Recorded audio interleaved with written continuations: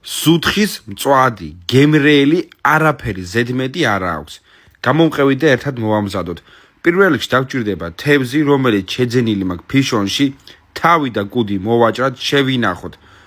უხისთვის ვიზიგა ამოვიღე აუცილებლად, თევზი დავჭერი აი ესეთ ნაჭრებად, ეხლა გადავიდეთ მარინადზე.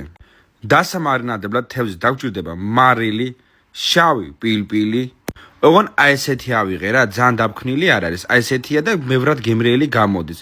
მოვაყაროთ თანაბრად, ზუთხსაც ეხება, ფიშონის თევზია, როგორც გითხარით, კილოგრამს 35 ლარი და არანაირი ზედმეტი გემო არ აქვს თევზს. ეხლა დავასხათ ლიმნის წვენი ცოტა, კარგად მოურიოთ და შეგვიძლია უკვე თევზი მოვამზადოთ მაყალზე, ნახშირზე. მე ხა კორპუსში ვარ და ვამზადებ ელექტროთონეში. დამიჯერეთ, აი ზუთხს ზედმეტი არაფერი არ უნდა, კეჩუპი, მაიონეზი, ეგეთი რაღაცები საერთოდ არ ჭირდება აი ამ თევზს. მაგით ვაფუჭებთ გემოს.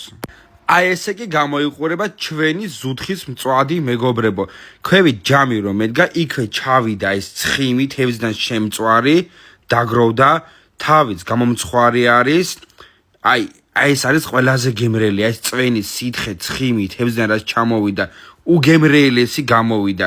დავრწმუნდი რომ ზუთხის მწვადს, თევზის მწვადს არაფერი ზედმეტი არ უნდა. მარილი, შავი პილპილი და ლიმნის წვენი. ეხლა გამოეწერეთ არხი და დაალაიქეთ ვიდეო.